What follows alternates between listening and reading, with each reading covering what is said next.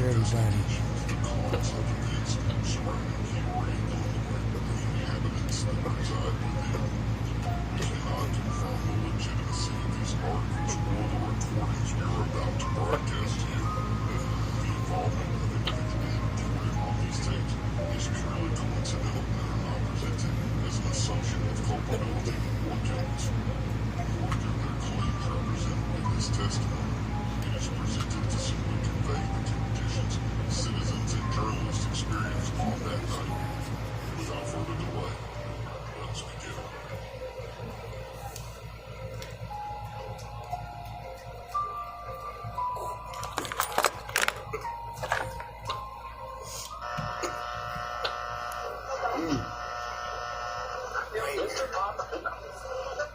Apocalypse. Yeah, hey, babe?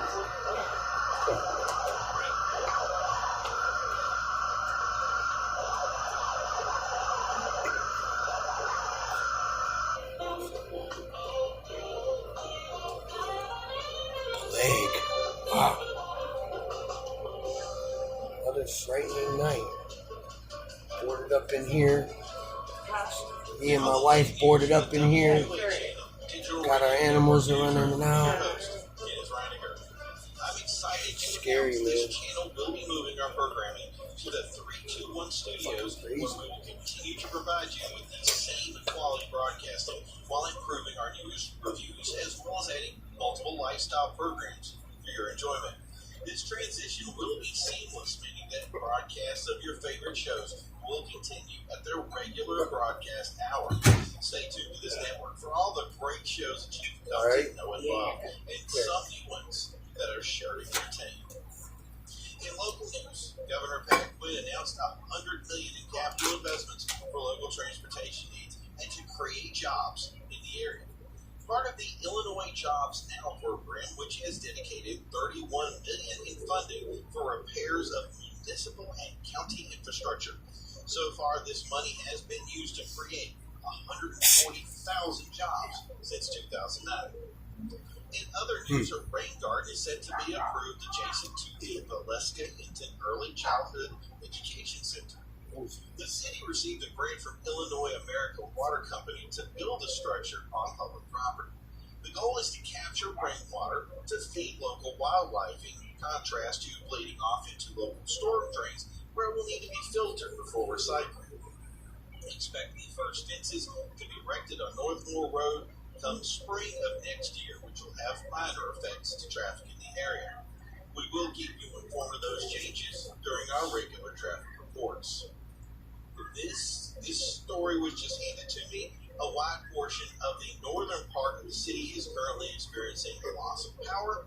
Homefield Energy has informed us that they are aware of the blackout and are currently working to restore power in the area. No timetable was given for the repair. More breaking news developments. Doctors Hospital has reported up to 10 individuals were just admitted suffering from wounds being described as a possible large animal attack. All those admitted are Northside residents. Hospital officials refuse to comment on the situation until they have concluded their analysis. It's important to know that Doctors Hospital is also within the affected zone of the power outage. Not sure if that will affect the timetable of when we hear back on the situation. We'll continue to keep you informed here from the WUHN newsroom as we follow the investigation into these breaking news stories. We'll be right back.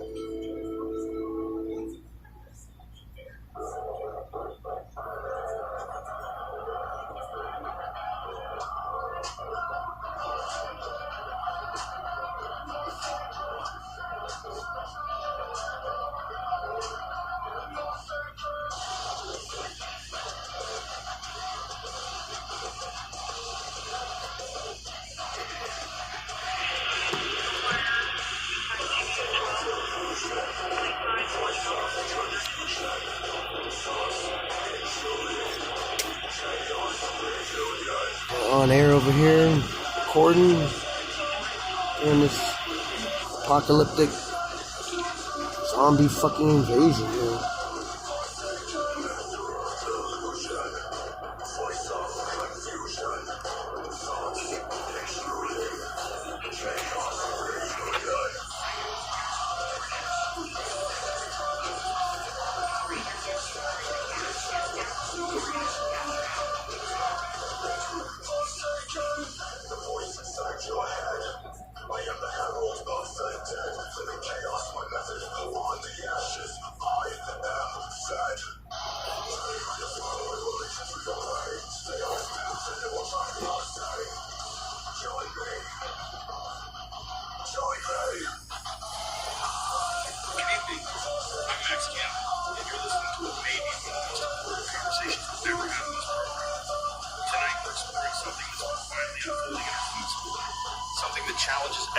thought we knew about the natural world. From the high desert and beyond. You're listening to a show about the unknown. My guest tonight is Dr. Henry Rowe, a mycologist from the University of Washington, and he's here to discuss the mysterious cordyceps contamination that's been appearing in our news feeds. Dr. Rowe, welcome to the program. Thank you, Max. I appreciate the opportunity to discuss this with your audience. What we're dealing with represents something genuinely unprecedented in mycological research, and I think your listeners deserve to understand the deeper implications of what's happening. For those who might be hearing about this for the first time, can you paint us a picture of what cordyceps actually is? Because what I'm learning about these organisms sounds like something out of science fiction, but it's very real, isn't it? Cordyceps fungi represent one of nature's most sophisticated examples of biological manipulation. In the natural world, these organisms have evolved over millions of years to take complete control of insect behavior. An infected ant, for example, will be compelled to climb to a specific height and location, then anchor itself there while the fungus consumes it from within and produces fruiting bodies to spread spores. The ant loses all free will. It becomes a biological puppet serving the fungus's reproductive needs. What's happening now is that we're finding cordyceps in environments where they shouldn't be able to survive, let alone thrive. That's remarkable and deeply unsettling. So we're talking about an organism that can literally hijack another creature's mind and body. And now you're telling me this thing is somehow adapted to survive in grain storage facilities? How is that even possible? That's the question that's keeping me awake at night, Max. Cordyceps species have very specific environmental requirements and host dependencies that have remained stable for thousands of years. They need living tissue to complete their reproductive cycle. The fact that we're finding thriving cordyceps populations in processed grain environments suggests either a dramatic evolutionary leap or exposure to conditions that we don't fully understand. The workers of these facilities who are reporting respiratory symptoms, that's consistent with spore inhalation, but the implications go far beyond typical occupational health concerns. I have to ask you this directly. Could we be looking at the possibility that this organism is adapting specifically to target human hosts? I mean, if it can control the behavior of ants, what happens if it develops the ability to affect human behavior? That's a question that goes to the heart of what makes this situation so concerning. The reports we're receiving from European facilities describe behavioral changes in workers that don't match typical toxicological profiles. We're seeing coordination between affected individuals, unusual sleep patterns, and what some observers describe as hive-like social behaviors. Now, I want to be clear that we're still gathering data, but the possibility that cordyceps could develop mechanisms for influencing human neural pathways can't be dismissed out of hand. These organisms have demonstrated remarkable adaptability throughout evolutionary history. The picture you're painting here is truly extraordinary. We're potentially looking at an organism that has learned to survive in our food supply, that may be developing the capacity to influence human behavior, and that's already affecting workers in multiple countries. What should people be watching for? What are the warning signs that this situation might be more serious than official sources are letting on? I would advise your listeners to pay attention to any reports of coordinated behavior among affected populations. If we start seeing groups of people in contaminated areas exhibiting synchronized activities or unusual social patterns, that could indicate that the fungus has developed more sophisticated influence mechanisms. Also, any evidence of respiratory symptoms spreading through communities faster than normal disease transmission would suggest that might indicate airborne spore production. The most important thing is for people to remain aware that we're dealing with an organism that operates according to intelligence principles we're only beginning to understand. This isn't just a contamination event, Max. This could be the emergence of something entirely new. Dr. Henry Rowe, thank you for sharing your insights with us tonight.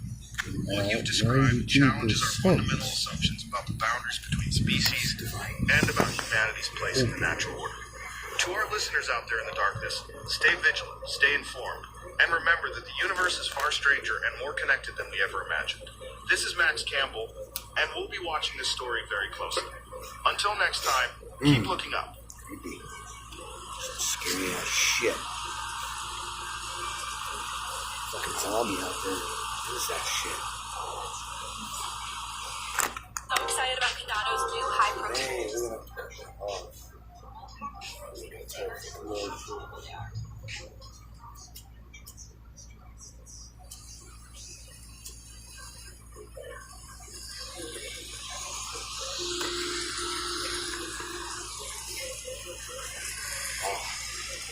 Good evening, I'm Joel Williams. Tonight, the cordyceps contamination story continues to develop as major food corporations announce widespread recalls and European grocery chains report significant bread shortages. What began as a routine agricultural inspection has now expanded into a coordinated international response involving multiple government agencies and food safety authorities. The World Health Organization has announced they will convene an emergency assessment meeting later this week to evaluate what officials are now calling an unprecedented biological contamination event. European Union food safety officials have been meeting throughout the day. Thank you, Joel. The situation here has escalated considerably since our last report. 3 major international food corporations have now issued voluntary recalls of flour-based products distributed across 17 countries. Behind me, you can see lines of concerned consumers at grocery stores that have been experiencing shortages of bread and baked goods as retailers pull products from shelves as a precautionary measure. We're also receiving reports of what health officials are describing as severe food poisoning cases in Romania and Poland, with symptoms that don't match typical bacterial contamination patterns.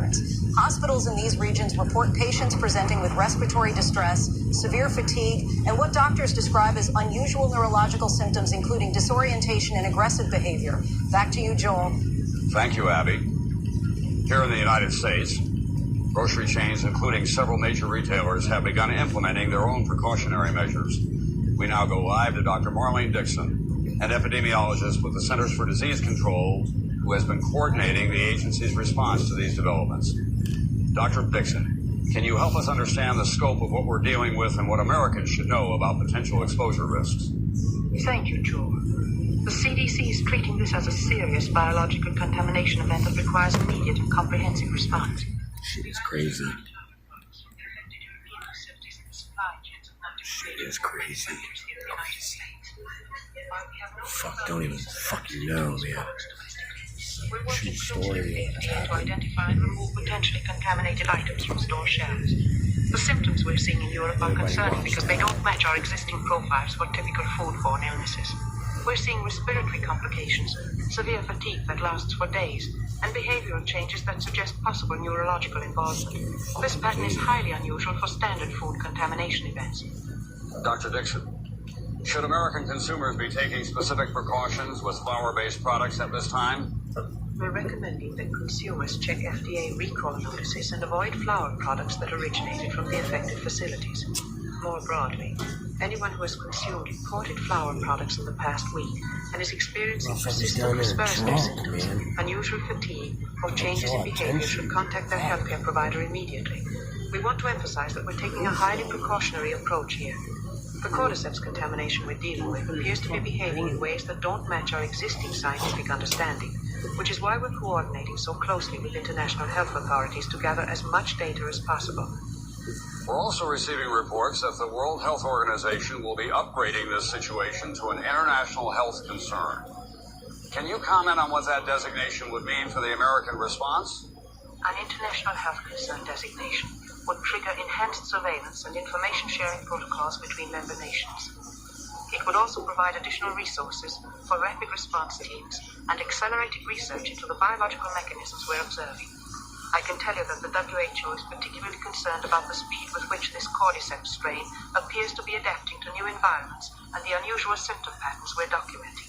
We're preparing for the possibility that this contamination event may be more widespread than initially assessed, and we want to ensure that our response infrastructure is fully activated and coordinated with our international partners.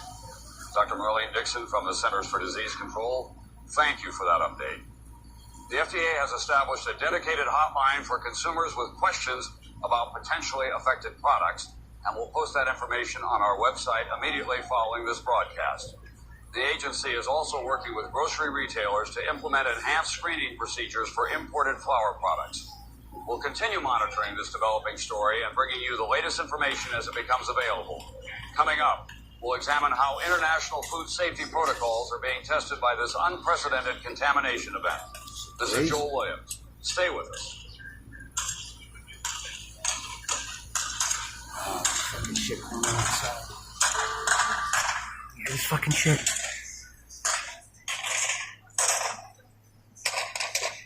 Wow. Capping out there. Oh yeah, they're having a war out there. Moving around.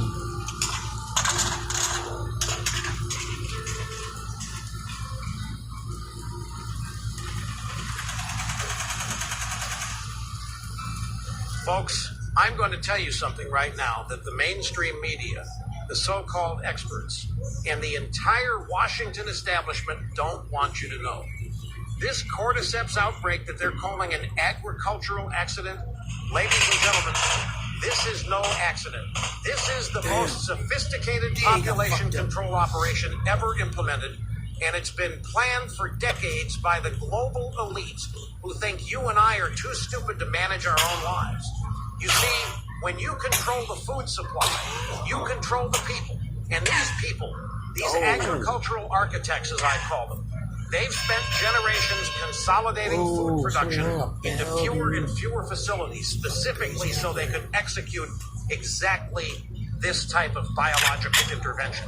The Romanian and Polish processing plants that are mysteriously contaminated, those weren't selected randomly.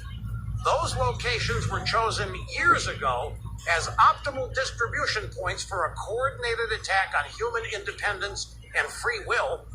Now, the drive-by media wants you to believe that a mind-controlling fungus just happened to contaminate the exact facilities that could spread it worldwide within days.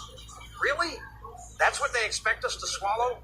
Ladies and gentlemen, I have been warning you about this for years. The global food distribution network isn't commerce. It's the most efficient weapons delivery system ever created.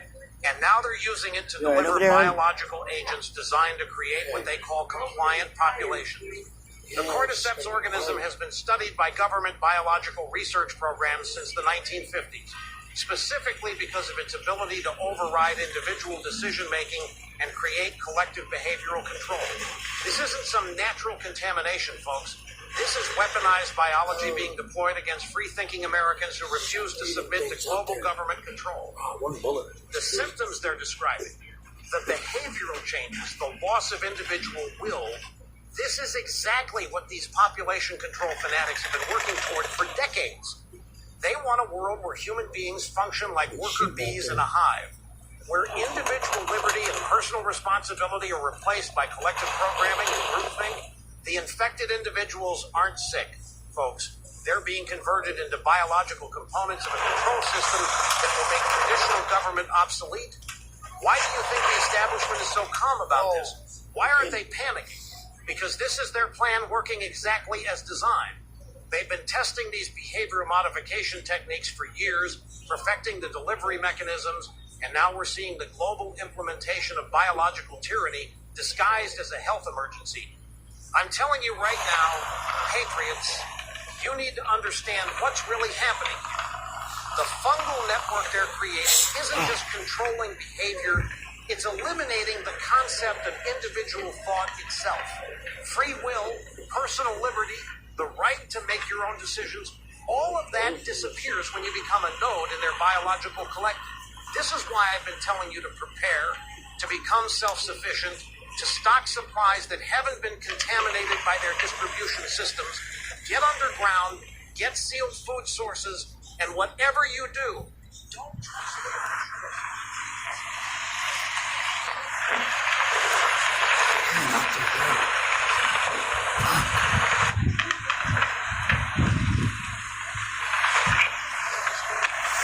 Every human being connected to their network, thinking their thoughts, following their programming, serving their agenda without question or resistance. This is it, folks. This is the final assault on human freedom. And if we don't wake up right now, if we don't recognize what's happening and take action to preserve our independence, we're going to lose everything that makes us human.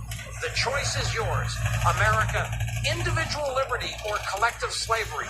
There is no middle ground.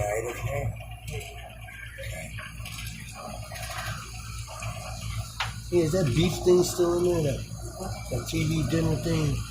You said it was a beef one or something. Is that in the freezer? Yes. Oh, shit. I grabbed it. Barbecue. You want anything out of there while I'm in there? Barbecue burger. Oh, wow. I know what it is.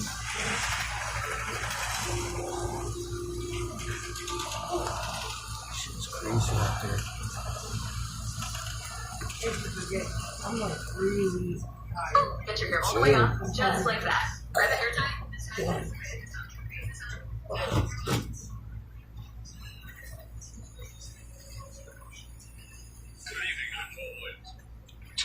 tracking disturbing developments in the cordyceps contamination crisis as European hospitals report an alarming pattern of neurological symptoms among patients exposed to contaminated flour products. What medical professionals initially dismissed as severe food poisoning has evolved into something far more concerning, with patients exhibiting violent outbursts and what doctors describe as complete personality changes. Meanwhile, social media platforms are being flooded with amateur video showing incidents of seemingly unprovoked violence in the affected regions, leading to widespread panic and calls for emergency government intervention. We go now to Abby Miller, who is standing by at a medical facility in Bucharest where doctors are struggling to understand these unprecedented symptoms. Joel, the situation here has become increasingly chaotic over the past 48 hours. The hospital behind me has been forced to implement emergency security protocols after multiple patients became violently aggressive toward medical staff. Dr. Elena Vasquez, the chief of emergency medicine, tells me they're seeing behavior patterns unlike anything in medical literature. Patients who were coherent and cooperative upon admission are suddenly attacking nurses, attempting to bite other patients, and showing what she describes as predatory stalking behavior in hospital corridors.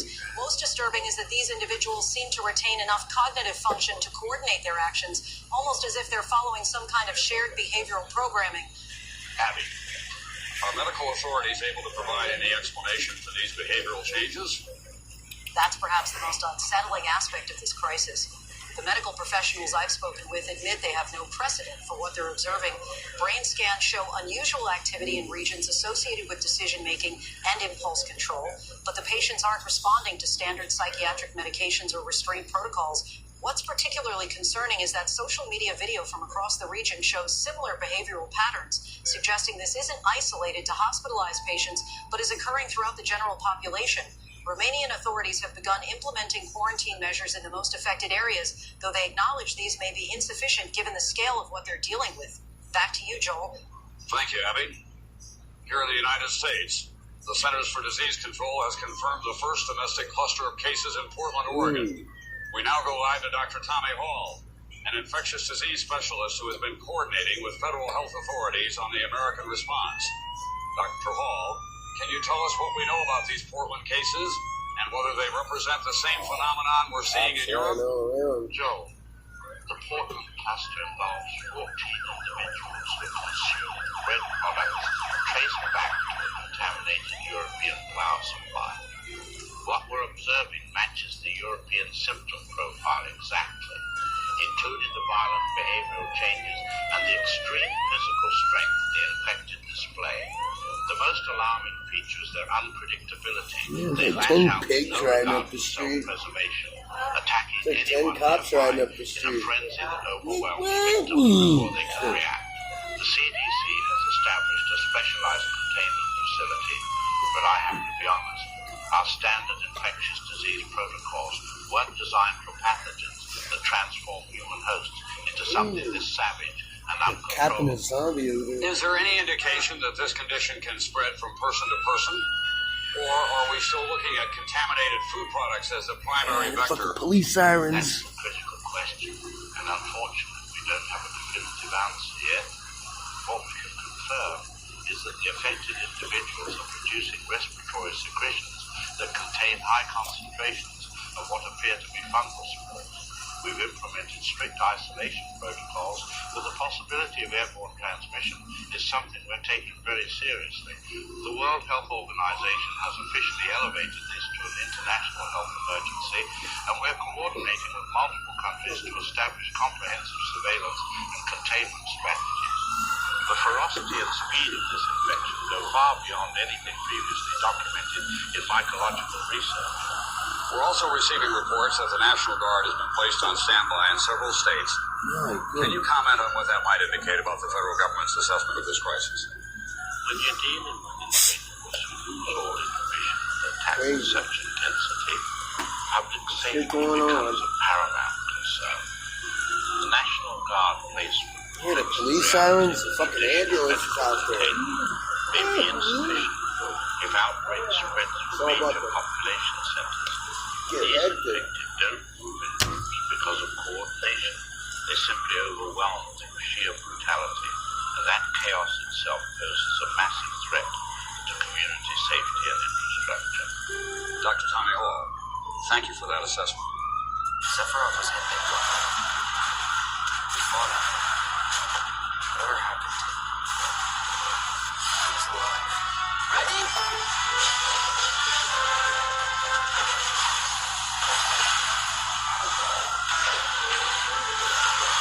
Your day of reckoning is here. There you are. Sephiroth!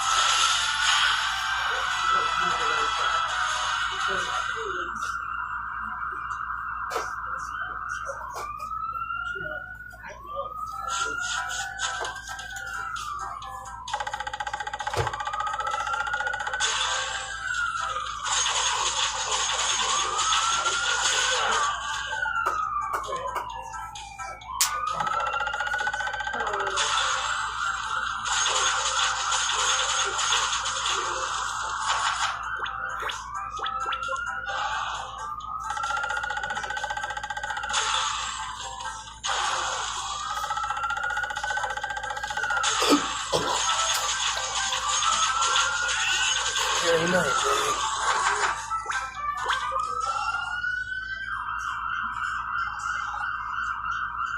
The CDC is announcing that they're providing updated guidance for healthcare facilities nationwide within the next 24 hours, including enhanced isolation protocols and staff safety measures. We're also monitoring reports of similar incidents in Hungary, Poland, and now preliminary cases in Germany and France. The World Health Organization's emergency session begins tomorrow morning in Geneva, where officials will be evaluating response strategies for what they're now calling an unprecedented biological crisis. We'll have continuing coverage throughout the night as this story develops. This is Joel Williams. Please stay safe and stay informed.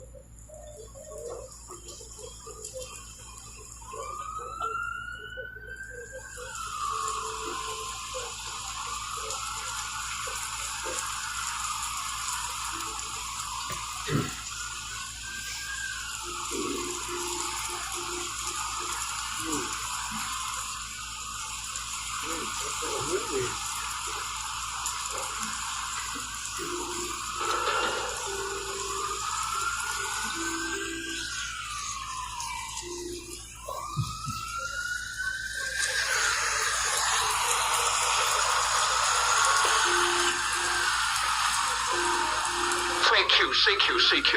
This is Whiskey 6 November Juliet Delta calling CQ and standing by. Looking for any stations in the Romanian or Polish regions, specifically anyone near the flour processing facilities that have been in the news. I'm monitoring emergency frequencies and would appreciate any ground truth reports from locals in the affected areas. This is Bill Cooper in Montana. Whiskey 6 November Juliet Delta standing by for any stations. Whiskey 6 November Juliet Delta. This is Yankee Oscar 9 Radio Oscar Mike. Marius in Constanta near the Danube processing facility. Bill, I'm glad someone is monitoring, because what's happening here is nothing like what you're hearing on international broadcasts. The workers from the contaminated facility, they didn't just get sick, they went completely insane. My neighbor worked there for 15 years, came home 3 days ago, covered in flour dust, seemed fine at first, but yesterday morning he started acting strange. Then he attacked his wife with his bare hands, trying to bite her face and neck, while making these awful screeching sounds. Yankee Oscar 9 Radio, Oscar Mike. Marius, are you saying the contaminated workers are becoming violent? How widespread is this behavior?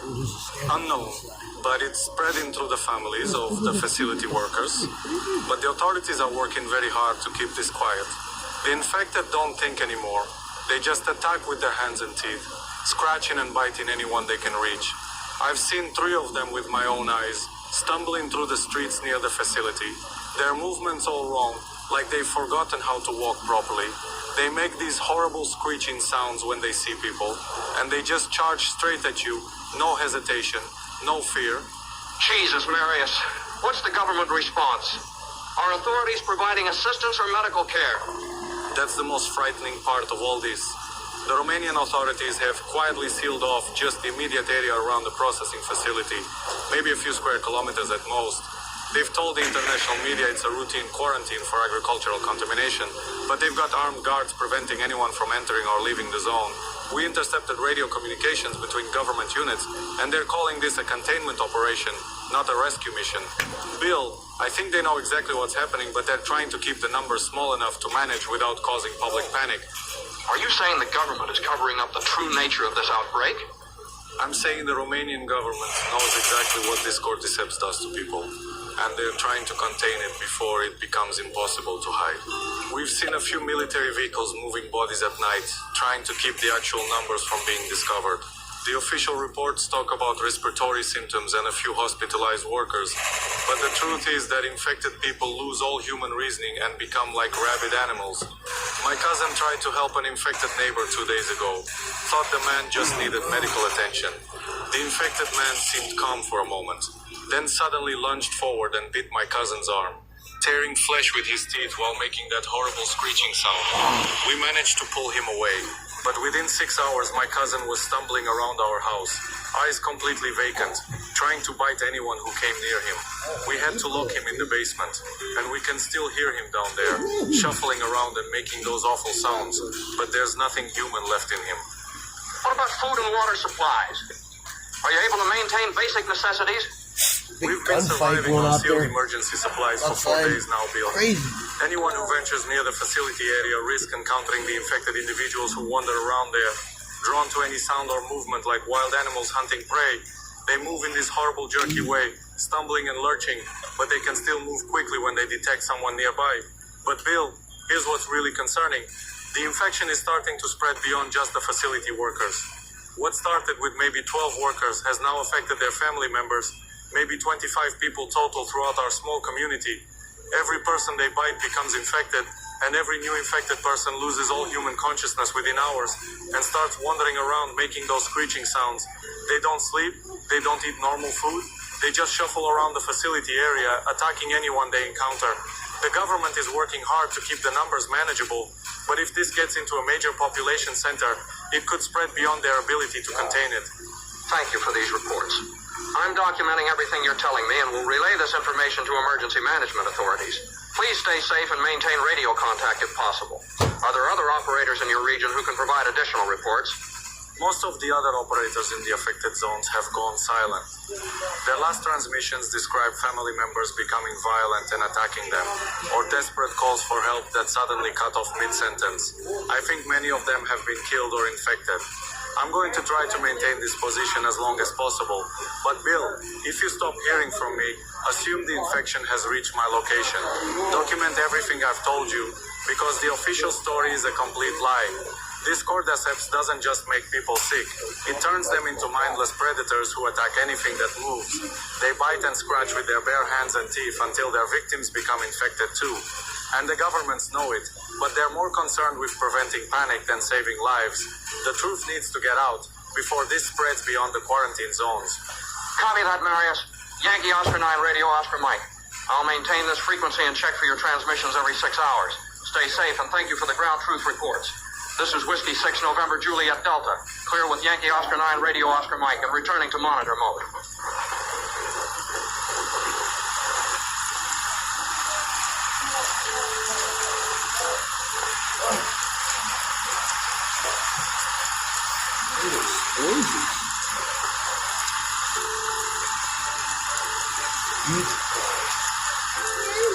Your surveys, you know the pain. Spend 10 minutes answering some Fish face on my phone, dude. I swear I wasted. Ugly ass Chinaman. Fucking gooks. Alright. What can we do here? Oh. What is that? We're gonna light on the situation. Tonight, the cordyceps crisis has reached American soil in ways that demand immediate federal intervention. The Centers for Disease Control now performs active infections in 12 states, with concentrated clusters in Portland, Oregon, Seattle, and Washington, and emerging cases reported in Atlanta, Georgia. The White House has announced the formation of a specialized cordyceps response team, while the National Guard has been activated in the 3 most affected states. What began as an agricultural contamination issue has evolved into what federal officials are calling a national biological emergency. I'm dead out there, man. We're safe in here for now. Joel, the situation here has deteriorated rapidly over the past 24 hours. Providence Medical Center has been forced to implement what officials call enhanced containment protocols after multiple patients exhibited increasingly violent behavior that has hospital staff genuinely terrified. Hospital Administrator Dr. Jesse Morton tells me they've never dealt with anything like this before. Infected patients are somehow communicating with each other across separate isolation rooms, timing their attempts to breach containment in synchronized patterns that suggest shared decision-making capabilities. More disturbing, we've obtained leaked audio recordings from hospital staff describing patients who have become extremely aggressive and appear to be hunting medical personnel through the facility corridors.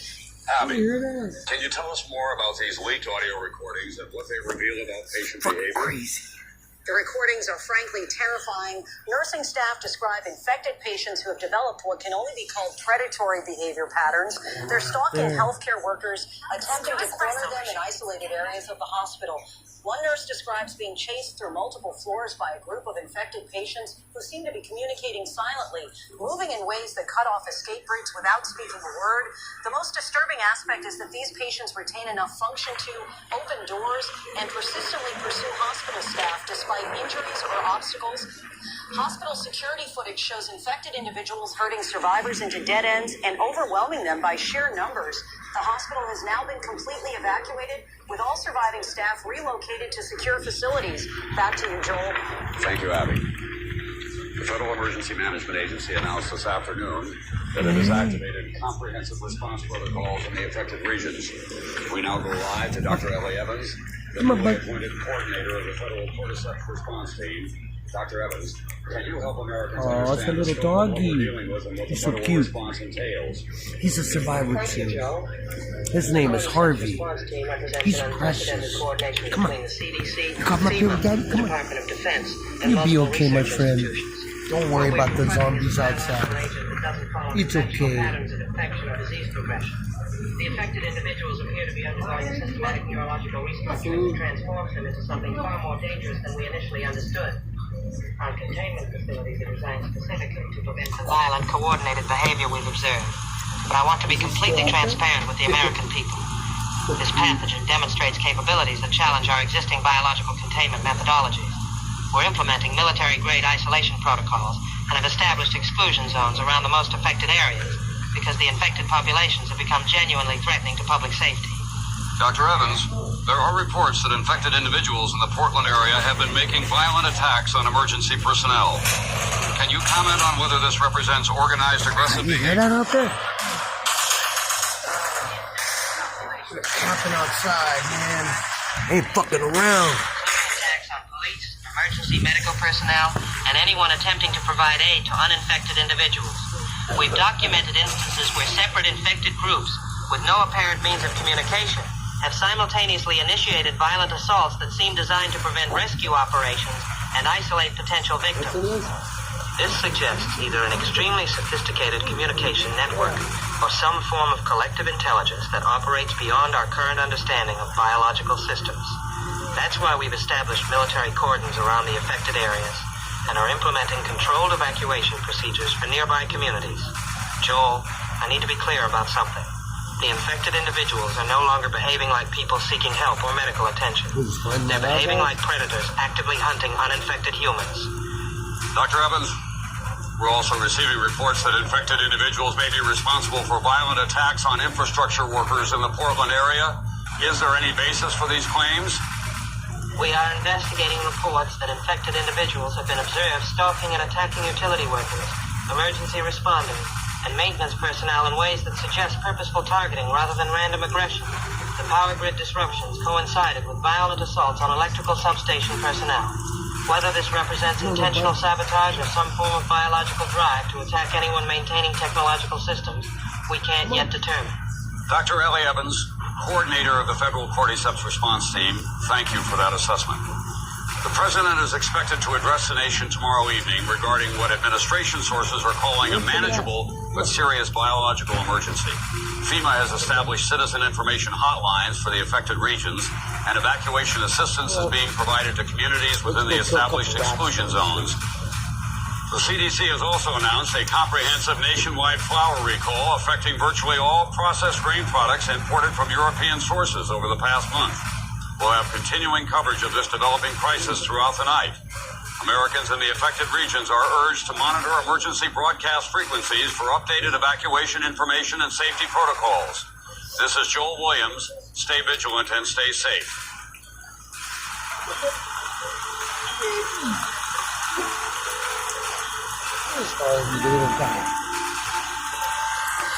One of my little friends, his name's Harvey. Little chihuahua, cute little guy. Got my little cat over here. Oh, hanging out. Surviving this horrible ordeal right now.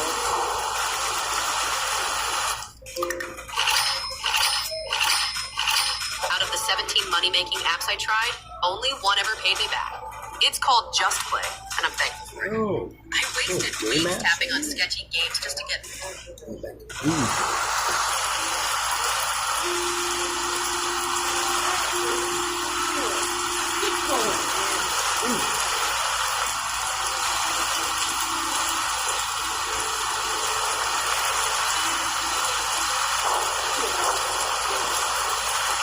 We interrupt our regular programming to bring you breaking news from the White House. President Frank Barton is expected to address the nation momentarily regarding the ongoing cordyceps contamination crisis affecting multiple states. We now take you live to the Oval Office. Ladies and gentlemen, the President of the United States. My fellow Americans, tonight I want to speak directly to you about a public health challenge that has understandably raised questions and concerns across our great nation. Let me be clear from the outset. This administration is taking decisive and comprehensive action to protect American families from the biological contamination that has affected a limited number of communities in our country. We have mobilized every resource at our disposal, and I want to assure you that this situation is both manageable and under control. Now, the cordyceps contamination that originated in European food processing facilities has unfortunately reached American shores through our global food supply networks. But here's what I want you to understand. Fewer than 300 Americans have been affected by this biological agent, and every single one of these individuals is receiving the best possible care in facilities specifically designed to address their medical needs. Our response has been swift, it has been thorough, and it has been effective. I have been in constant communication with the directors of the Centers for Disease Control, FEMA, and our military leadership. They have assured me that the containment measures we have implemented represent the gold standard of biological security protocols. The affected communities in Oregon, Washington, and Georgia are receiving comprehensive federal support, with medical teams and emergency responders working around the clock to provide care and prevent any further transmission. Now, I know there have been reports of concerning behavior among some of the affected individuals, and I want to address this directly and honestly. The cordyceps organism does cause neurological symptoms that can appear alarming to family members and medical personnel. But let me be absolutely clear. Our medical experts have developed treatment protocols that are showing encouraging results in managing these symptoms and preventing transmission to healthcare workers and community members. The federal containment facilities where these individuals are receiving care represent the most advanced medical technology our nation has to offer, and every affected American is getting the highest standard of treatment available anywhere in the world. I want to also address the steps we're taking to protect our food supply moving forward. The comprehensive recall of potentially affected flour products has been executed with remarkable efficiency by our food safety agencies working in coordination with international partners. Our agricultural inspectors are implementing enhanced screening protocols to ensure that contaminated products are identified and removed from our food distribution networks before they can reach American families. You can have confidence that the food on your tables tonight is safe and that our food safety systems are working exactly as they were designed to work. To the families in the affected communities who have been asked to temporarily relocate while we complete our containment and treatment operations, I want you to know that your country stands with you. FEMA has established comprehensive support services, including temporary housing, medical care, and financial assistance for those whose lives have been disrupted by these necessary public health measures. These relocations are precautionary and temporary, and our medical experts are confident that affected areas will be cleared for resettlement in a matter of weeks. Let me also address the infrastructure disruptions that occurred in the Portland area earlier this week. The power grid issues were the result of precautionary shutdowns implemented to support our medical and containment operations, not system failures caused by the biological contamination itself. Our utility companies are working closely with federal authorities to maintain essential services while ensuring the safety of their workers and the communities they serve. I want to be crystal clear about our approach to this emergency. This administration will not allow fear or misinformation to drive our response to this challenge. We have faced biological threats before as a nation, from anthrax to SARS to H1N1, and we have always emerged stronger through scientific expertise, coordinated government action, and the resilience of the American people.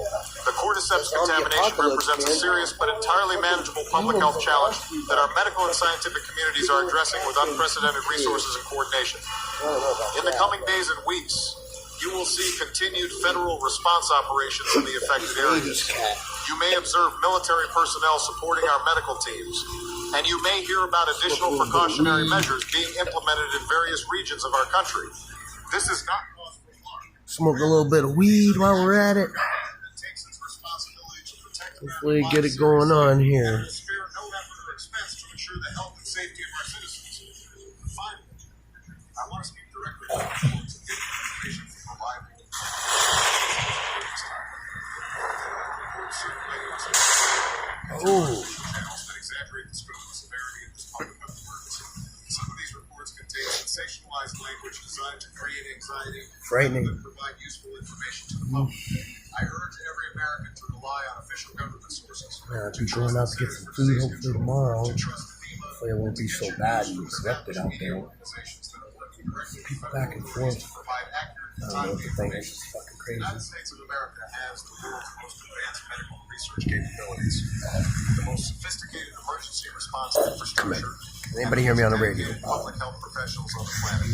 We will meet this challenge the same way we have met No one on every this challenge that has tested our nation's resolve, with science, with coordination, with determination, and with an unshakable commitment to protecting American lives and American communities. We will get through this, and we will emerge stronger and more prepared for whatever challenges the future may bring. Thank you, God bless you, and God bless the United States of America. That was President Frank Barton addressing the nation from the Oval Office.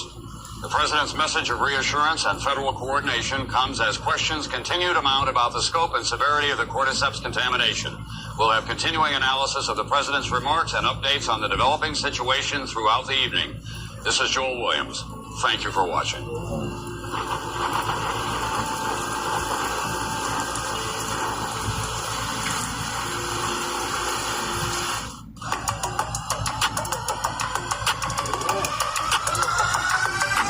Stupid media. This is where every Louisiana boy comes to measure himself to boogie height on his. Something stupid, fucking stupid boy.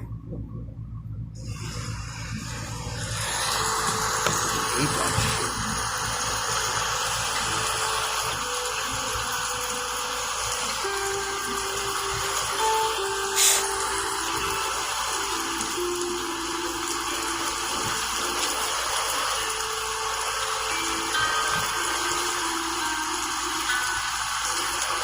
This is Joel Williams with breaking news coverage of what can only be described as a catastrophic failure of containment protocols. In the past 12 hours, the cordyceps crisis has exploded beyond all federal projections as Seattle's largest medical facility reports that infected individuals have become extremely violent and unpredictable, attacking anyone within reach with savage intensity. Providence Medical Center in Portland has gone completely silent, and we're receiving disturbing reports of infected individuals breaking out of containment facilities and spreading through populated areas. The President has activated FEMA's national emergency protocols, and military cordons are being established around major population centers in Washington, Oregon, and Georgia. We go immediately to Abby Miller, who has been monitoring the situation from our Seattle affiliate station. Joel, the situation here has descended into absolute chaos. Seattle General Hospital confirmed less than an hour ago that cordyceps transmission is occurring through respiratory contact and through violent attacks by infected patients. Dr. Owen Anderson, the hospital's chief administrator, issued an emergency statement saying that 12 healthcare workers have been infected through bites and scratches from patients who became suddenly and extremely aggressive. But Joel, what's happening here goes far beyond medical transmission. We're receiving emergency dispatch recordings of 911 calls describing frenzied attacks by infected individuals who seem to have lost all human reasoning and are acting purely on violent impulse. Abby, can you tell us more about these emergency dispatch recordings and what they reveal about the behavior of infected individuals? The recordings are unlike anything in law enforcement history. Multiple emergency calls report infected individuals attacking anyone they encounter with mindless fury, using their hands, teeth. What's most disturbing is that these attacks are spreading like wildfire as each new victim becomes infected within hours and begins the same pattern of violent behavior. Police officials describe scenes of complete pandemonium with infected individuals wandering through neighborhoods, breaking into homes, and attacking residents with no apparent pattern or purpose beyond pure aggression. Seattle police have requested immediate National Guard assistance, and evacuation orders have been issued for the entire metropolitan area. We're also receiving reports from the Centers for Disease Control that multiple containment facilities have experienced complete security breaches. We now go live to Dr. Marlene Dixon, who has been coordinating federal response efforts from CDC headquarters in Atlanta. Dr. Dixon, can you confirm these reports and provide an assessment of the current containment status? Joel, I can confirm that we have lost containment at multiple federal facilities in the Pacific Northwest. The infected individuals have become increasingly violent and unpredictable, attacking security personnel and breaking through barriers with a level of aggression that overwhelms our containment protocols. More concerning, the pathogen appears to have developed airborne transmission capabilities that are spreading the infection faster than our worst-case epidemiological models predicted. The CDC is now operating under the assumption that we are dealing with a biological agent that destroys higher brain functions while enhancing aggressive impulses and physical strength. We've recommended immediate implementation of martial law protocols in the affected regions. Are you saying that the cordyceps agent is creating mindlessly violent individuals who attack anything in their path? What we're observing suggests that the infection completely rewires the brain's behavioral centers, eliminating rational thought processes while amplifying aggressive and predatory instincts. The infected individuals show no recognition of family members, no response to commands or reasoning, and appear driven purely by an urge to attack and bite on infected people. They're drawn to movement, sound, and concentrations of people, but they show no strategic thinking or problem-solving abilities. What makes this so dangerous is the speed of transmission. A single infected individual can create dozens of new cases in a matter of hours, and each new case immediately begins the same pattern of mindless aggression. What does this mean for civilian populations in the affected areas and the potential for national spread? We are now recommending immediate mass evacuation of all population centers within a 200-mile radius of confirmed infected zones. The combination of airborne transmission and mindless violent behavior means that traditional emergency response protocols are completely inadequate. The infected individuals are drawn to evacuation convoys, emergency shelters, and any large gatherings of people, but they're not making strategic decisions. The power grid failures in Portland appear to be incidental damage caused by infected individuals attacking electrical workers and damaging equipment during their violent rampages. The president will be addressing the nation within the hour to announce a national biological emergency and the activation of comprehensive military response protocols. Thank you for that sobering assessment. We're receiving word that the emergency alert system will be activated shortly with updated evacuation procedures and safety protocols. Interstate highways leading away from the Pacific Northwest are experiencing unprecedented traffic volumes as civilian evacuations begin, though we're now receiving reports of infected individuals attacking vehicles and evacuation convoys. The National Weather Service has begun broadcasting biological hazard warnings alongside standard weather reports, and ham radio operators are reporting large groups of infected individuals wandering toward population centers, apparently drawn by noise and activity. We'll continue our breaking news coverage as this unprecedented crisis develops. Americans are urged to avoid all large gatherings and remain in secure, quiet locations away from populated areas. This is Joel Williams, and we'll be here throughout the night providing critical updates on what authorities are now calling a national biological emergency.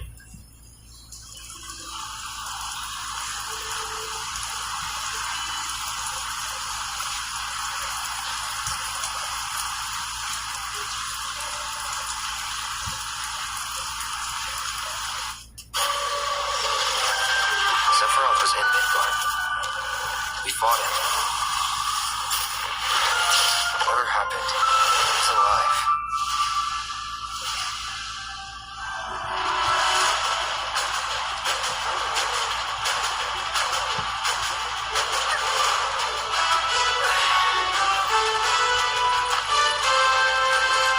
Just look at it all. It's so green. finish what he started. He wants to reclaim his birthright and rule over the planet with Genova at his side.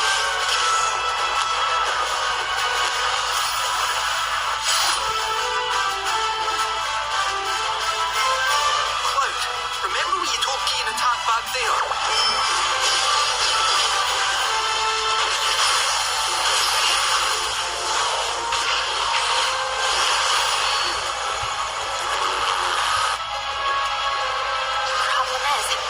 Stole the black materia, meaning he could destroy the entire planet any minute. Your day of reckoning is here. Yet, you need not be afraid. This is but a homecoming. You saved me before. Now it's my turn. Whatever happens, I'm here for you. Ready? There you are. Sephiroth!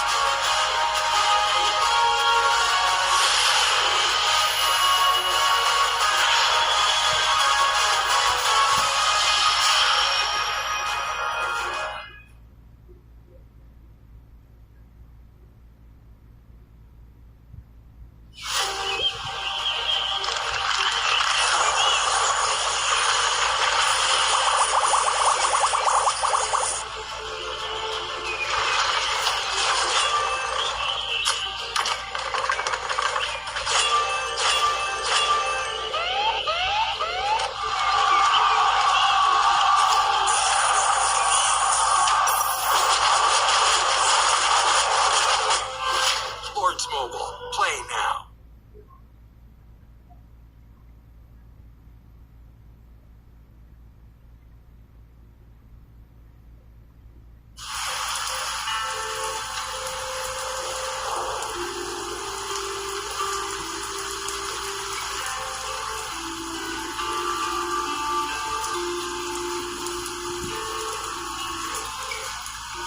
Brothers and sisters, we gather today not in celebration, but in recognition of the Lord's terrible swift sword of judgment that has fallen upon this corrupted generation.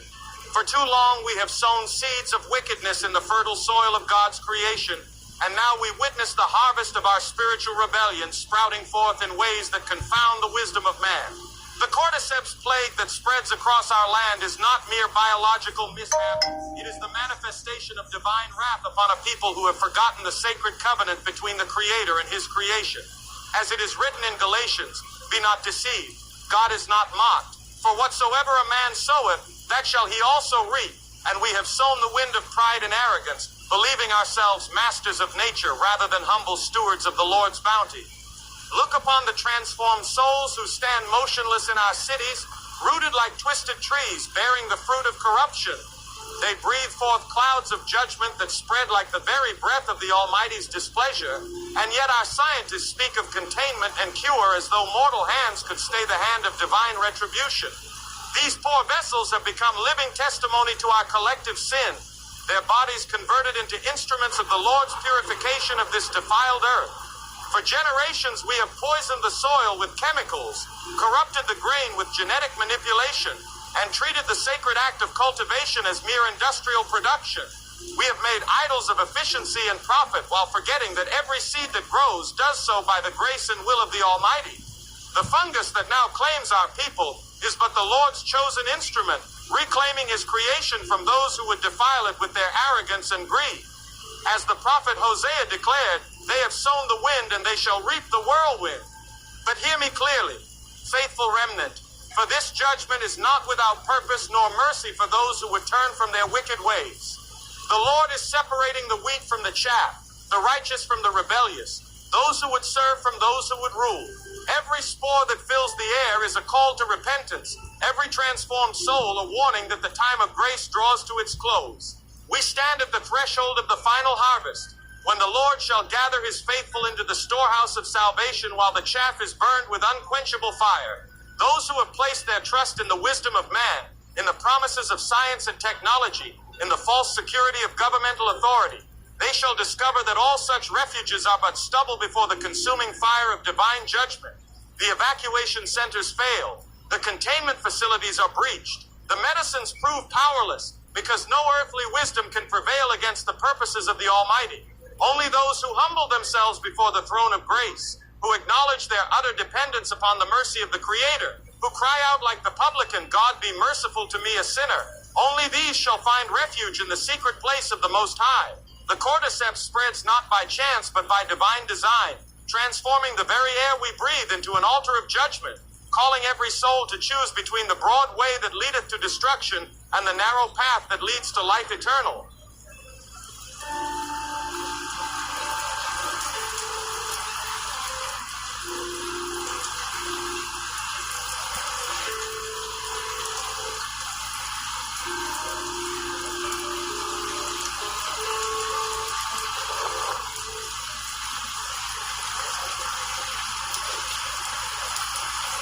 This is Joel Williams with emergency broadcast coverage of what authorities are now calling a complete infrastructure collapse across the Pacific Northwest.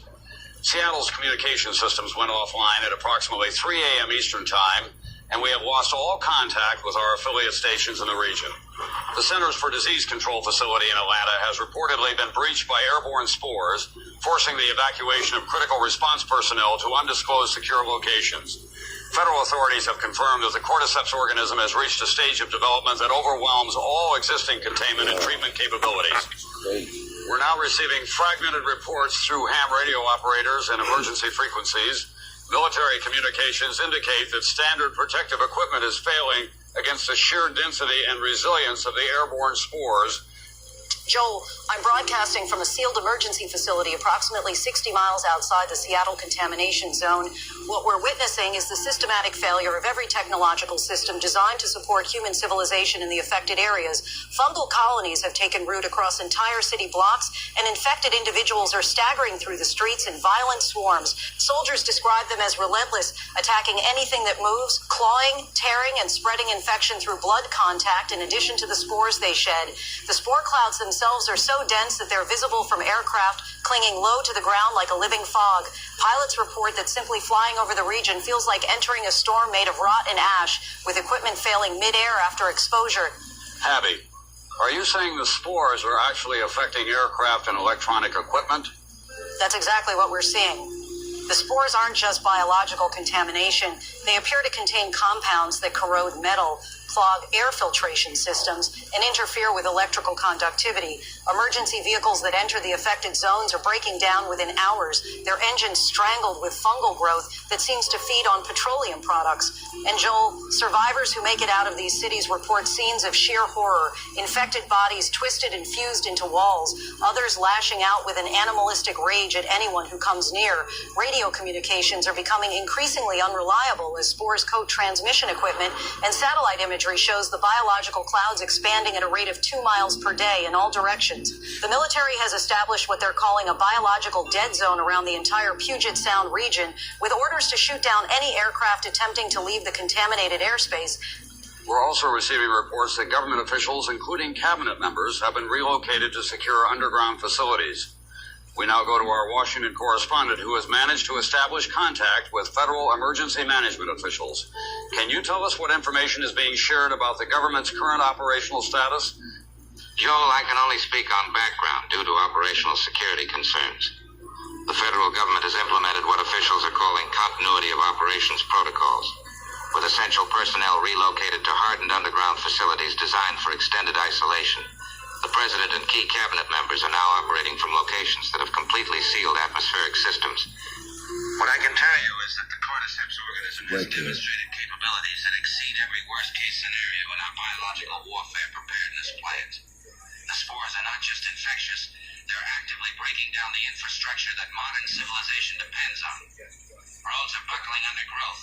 Power lines are collapsing as the fungus consumes insulation and corrodes conductors. And water treatment plants are failing as filters choke with biological mass. At the same time, infected humans are acting as brutal vectors, roaming in violent packs, dragging victims into contaminated zones, and leaving behind bodies overrun with growth in hours. Are you saying this level of violence from the infected is being coordinated in some way, or is it simply uncontrolled chaos? There's no evidence of coordination. What we're witnessing is pure instinct driven by the infection. The fungus hijacks the human nervous system, amplifying aggression and stripping away fear. They don't retreat, they don't hesitate, and they don't stop unless destroyed. The infected are spreading the spores by their very presence, while the fungus itself follows chemical cues to fuel, heat, and energy sources. It's not intelligent in the human sense, but the effect is indistinguishable from a coordinated collapse.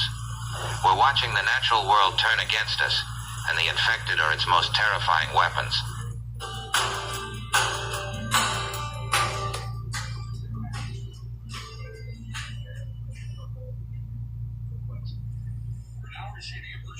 System notifications that this will be one of the final standard broadcast transmissions from this facility. The National Weather Service is broadcasting continuous biological hazard warnings through automated systems, and ham radio operators are being advised to maintain strict communication protocols to preserve remaining networks. Internet infrastructure is failing systematically as server farms and fiber optic networks succumb to fungal contamination. Americans are advised to shelter in sealed locations, avoid any contact with the infected, conserve all resources, and prepare for extended isolation as emergency services can no longer guarantee response capabilities. We'll attempt to maintain broadcast operations as long as possible, but citizens should prepare for the possibility of complete communication blackouts. This is Joel Williams, and may God help us all.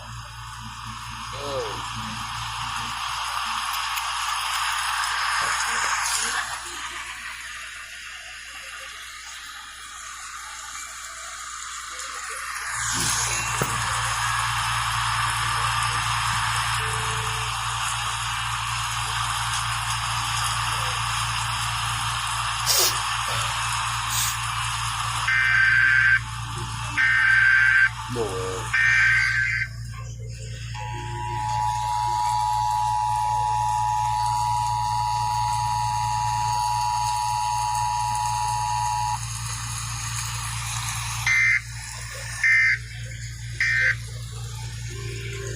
This is an emergency alert system broadcast. Federal and state authorities are responding to a rapidly spreading public health emergency involving a fungal infection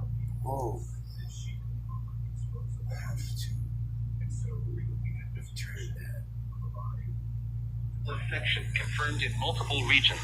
The infection is transmitted through direct contact with infected individuals, and symptoms include violent aggression, erratic behavior, and loss of higher brain function.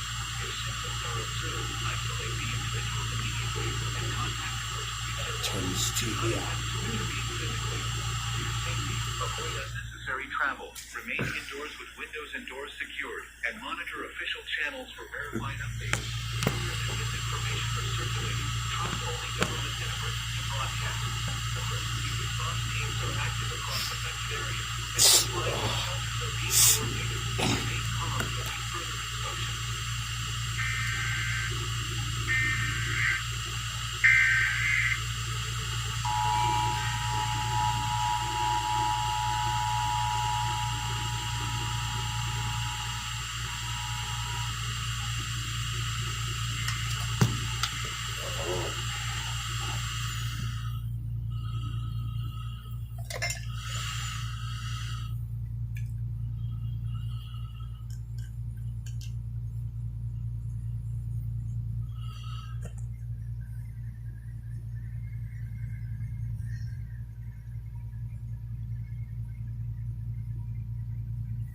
Wow. Emergency traffic. Emergency traffic. This is Whiskey 6 November Juliet Delta calling any stations with ground reports from contaminated zones. Commercial broadcasting has gone silent across the Pacific Northwest, and we're getting conflicting information from official sources. Any operators with first-hand observations of the infected populations, please respond. This is Bill Cooper in Montana maintaining emergency coordination frequencies. Whiskey 6 November Juliet Delta. This is Kilo 7 Foxtrot Alpha Sierra. Sarah broadcasting from a sealed location high above the streets of downtown Seattle. Bill, the situation here is beyond anything the media was reporting before communications went dark. The infected have become incredibly violent and are attacking anyone they can find.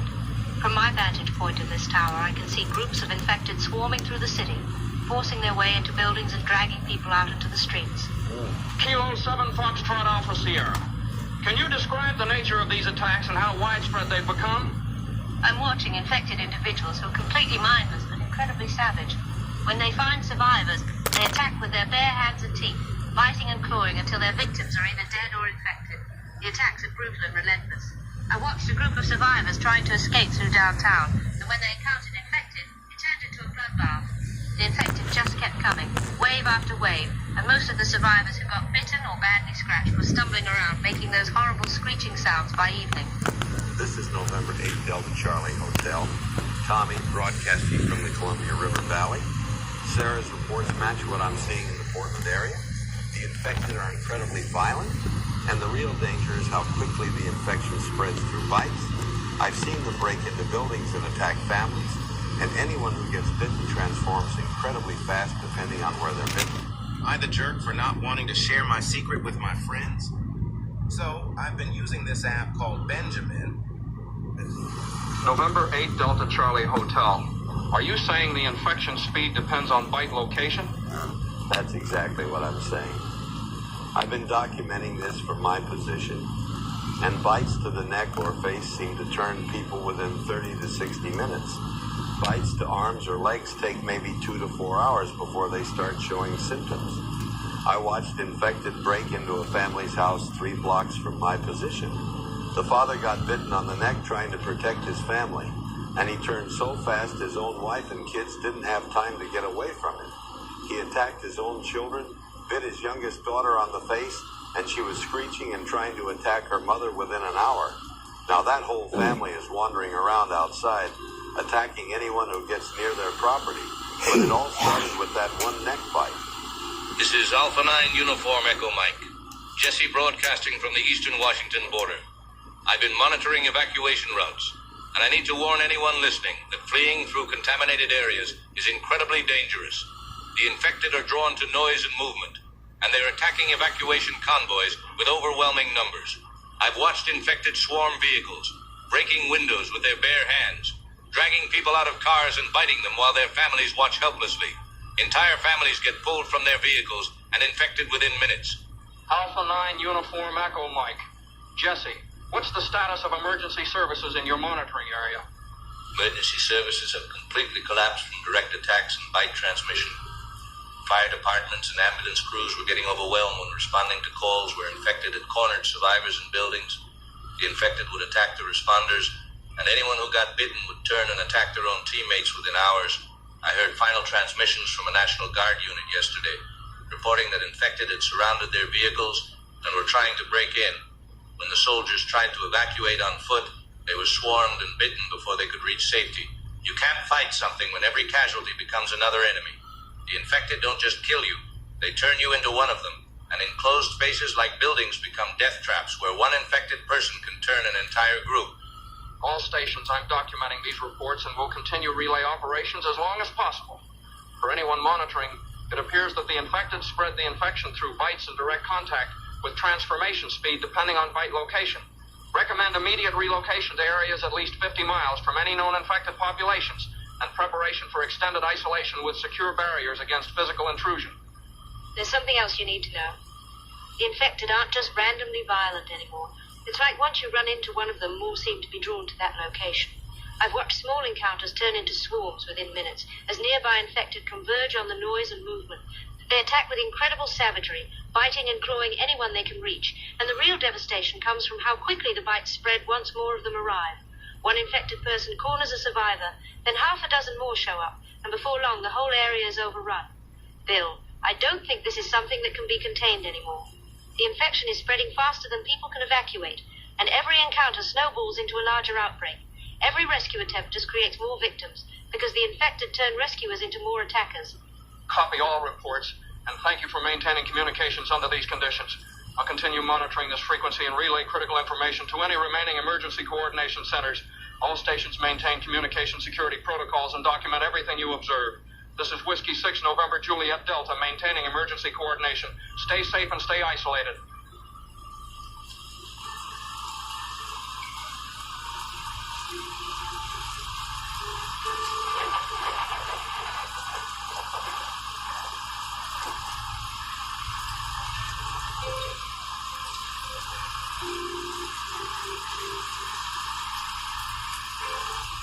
We interrupt all programming to bring you an emergency address from President Frank Barton. The president is speaking from a secure location as federal authorities struggle to maintain order in multiple states affected by the cordyceps outbreak. We go now to the President. My fellow Americans, I speak to you tonight from a secure location as our nation faces the most serious biological crisis in our history. Let me be absolutely clear about the gravity of our situation. The cordyceps outbreak has evolved beyond our initial containment capabilities, and I need every American to understand what we're dealing with and how to protect themselves and their families. Now, here's what we know about this organism and what it does to human beings. The cordyceps fungus doesn't simply make people sick. It fundamentally changes them at a biological level. Within hours of infection, the fungus begins to alter brain chemistry and nervous system function, eliminating rational thought, human recognition, and emotional response. The infected lose all capacity for human behavior and become driven purely by aggressive instincts to attack and bite uninfected individuals. They cannot be reasoned with. They cannot be saved, and they pose an immediate and lethal threat to anyone in their vicinity. I want to address directly how this infection spreads because your survival may depend on this information. The primary transmission method is through bites and deep scratches from infected individuals. But here's what our medical experts have discovered about infection speed, and this is critical for every American to understand. Bites to the head, neck, or face result in transformation within 30 to 60 minutes. Bites to the torso, arms, or legs typically take 2 to 4 hours before symptoms appear. The closer the bite is to your brain and central nervous system, the faster the cordyceps can take control of your biological functions. This means that if someone you know, even a family member, has been bitten, you have a very limited window to make impossible decisions. There is no treatment, there is no cure, and there is no way to reverse the transformation once it begins. The person you knew will be gone, and what remains will attempt to bite and infect you without hesitation or recognition. I know this is heartbreaking, but you must understand that the infected retain no human consciousness, no memory of their previous life, and no capacity for human emotion or connection. Given these realities, federal authorities are implementing emergency survival protocols that every American must follow. First, avoid all contact with infected individuals. Do not attempt rescue. Do not attempt communication. And do not allow sentiment or hope to put you in danger. Second, if someone in your group is bitten, they must be immediately isolated or removed from your location before transformation occurs. I understand the moral weight of what I'm asking, but allowing an infected individual to remain with uninfected people will result in the loss of everyone in that group. Third, avoid all large gatherings, evacuation centers, and crowded areas. The infected are drawn to concentrations of uninfected people, and what begins as one infected individual in a crowd can result in dozens of new infections within hours as people panic, get separated, and become targets for multiple attackers. Your best chance of survival is in small, secure groups with trusted individuals in locations that can be properly fortified and defended. Apparently, these are the hardest words to pronounce. Almond. It's out. No fat. Schedule. That's easy.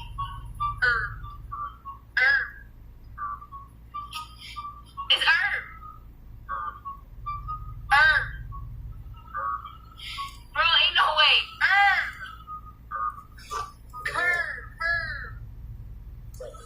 Now, I want to be crystal clear about the current status of federal response operations. Our military and emergency response capabilities have been severely compromised by the rapid spread of this infection and the loss of personnel to fight transmission. Many federal facilities have been evacuated or lost to containment failures, and our ability to provide rescue or medical assistance in affected areas is extremely limited. This means that your survival is now primarily in your own hands and those of your immediate community. The federal government will continue to operate and provide assistance where possible, but you cannot rely on outside help in the immediate crisis. I also need to address the reality that some areas of our country are no longer safe for human habitation. Cities and regions with high concentrations of infected individuals pose insurmountable risks to uninfected populations. If you are in or near major metropolitan areas where the infection has taken hold, your priority must be immediate relocation to less populated areas with natural barriers and defensible positions. Do not attempt to retake or reclaim infected areas. Do not attempt